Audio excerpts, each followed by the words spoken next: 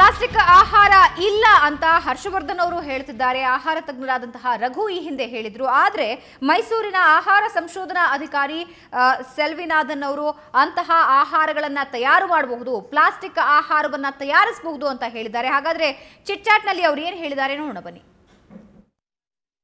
ರಾಜ್ಯದ ಹಲವು ಭಾಗಗಳಲ್ಲಿ ಒಂದೇ ಗುಲ್ಲು.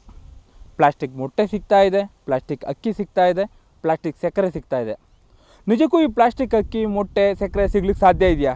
ಅಥವಾ ಇಲ್ಲಿವರೆಗೂ ಸಿಕ್ಕಿರ್ತಕ್ಕಂಥ ಪ್ರಕರಣಗಳಲ್ಲಿ ಇವೆಲ್ಲವೂ ಕೂಡ ಸಾಬೀತಾಗಿದೆಯಾ?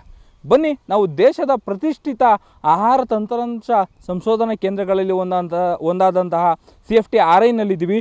ಇಲ್ಲಿನ ಮಾಹಿತಿ ತಂತ್ರಜ್ಞಾನ ಮಾಹಿತಿ ಮತ್ತು ಪ್ರಸಾರ ವಿಭಾಗದ ಮುಖ್ಯಸ್ಥರು ಕೂಡ ನಮ್ಮ ಜೊತೆಗಿದ್ದಾರೆ. ಅವ್ರನ್ನ ಮಾತಾಡ್ಸೋಣ.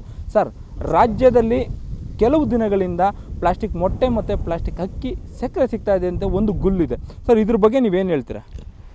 ಪ್ಲಾಸ್ಟಿಕ್ ಮೊಟ್ಟೆ ಪ್ಲಾಸ್ಟಿಕ್ ಅಕ್ಕಿ ಸಿಗುವ ಮಾಹಿತಿ ಈ ಪೇಪರ್ಗಳಲ್ಲಿ ಬರ್ತಾ ಇದೆ.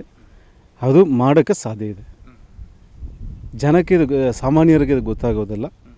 ಅದನ್ನು ನಾವು ಟೆಸ್ಟಿಂಗ್ ಮಾಡಬೇಕಾಗತ್ತೆ. ನಮ್ಮ ಹತ್ರ ಇಲ್ಲಿ ತನಕ ರಾಜ್ಯ ಸರ್ಕಾರದ ಅಧಿಕಾರಿಗಳಾಗಲಿ ಅಥವಾ ಫುಡ್ ಇನ್ಸ್ಪೆಕ್ಟರ್ಸ್ ಆಗಲಿ ನಮ್ಮ ಹತ್ರ ಅದ್ರ ಬಗ್ಗೆ ಮಾಹಿತಿ ತಂದಿಲ್ಲ. ತಂದರೆ ನಾವು ಅದನ್ನು ಪರಿಶೋಧಿಸಿ ನೋಡ್ಬೋದು. ಪ್ಲಾಸ್ಟಿಕ್ ಮೊಟ್ಟೆ ನೀವು ಕ್ಯಾಂಡಲ್ ಕೆಳಗಡೆ ಮೊಂಬತ್ತಿ ಕೆಳಗಡೆ ಇಟ್ಬಿಟ್ರೆ ಅದು ಕರಗಿ ಹೋಗುತ್ತೆ. ಆದರೆ ನಾರ್ಮಲ್ ಮೊಟ್ಟೆ ಆ ಥರ ಆಗೋಲ್ಲ. ಇನ್ನೊಂದು, ಮೊಟ್ಟೆನ ನೀವು ಅಲುಗಾಡಿಸಿ ನೋಡಿದರೆ ನೀರಿನ ಶಬ್ದ ಕೇಳುತ್ತದೆ. ಒಂದು ಕೆಟ್ಟು ಹೋಗಿದೆ ಅಥವಾ ಅದು ಡೂಪ್ಲಿಕೇಟು, ನಕಲಿ ಅಂತ ಅರ್ಥ. ಸಾಧಾರಣವಾಗಿರುವ ನಮ್ಮ ಮೊಟ್ಟೆಯಲ್ಲಿ ಒಂದು ವಾಸನೆ ಬರುತ್ತೆ, ಒಳ್ಳೆಯ ವಾಸನೆ ಬರುತ್ತೆ.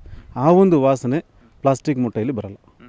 ಸರ್, ಈಗ ನೀವು ಹೇಳ್ತಾ ಇದ್ರಿ ಪ್ಲಾಸ್ಟಿಕ್ ಮೊಟ್ಟೆ ಬಗ್ಗೆ ಹೇಳ್ತಾ ಇದ್ರಿ. ಆದರೆ ಕೆಲವೊಂದಷ್ಟು ಜನ ಸೈಂಟಿಸ್ಟ್ಗಳಾಗ್ಬೋದು, ಆಹಾರ ತಜ್ಞರುಗಳಾಗ್ಬೋದು, ಪ್ಲಾಸ್ಟಿಕ್ ಮೊಟ್ಟೆನ ಮಾಡ್ಲಿಕ್ಕೆ ಸಾಧ್ಯನೇ ಆಗೋದಿಲ್ಲ, ಅದು ಕಾಸ್ಟ್ಲಿ ಆಗುತ್ತೆ ರೆಗ್ಯುಲರ್ ಮೊಟ್ಟೆಗಿಂತ ಹೇಳಿ ಎಲ್ರಿಗೂ ಹೇಳ್ತಾ ಇರ್ತಕ್ಕಂಥದ್ದು ಮಾಧ್ಯಮಗಳಲ್ಲೇ ಕೂಡ. ಇದ್ರ ಬಗ್ಗೆ ಏನು ಹೇಳ್ತೀರಿ?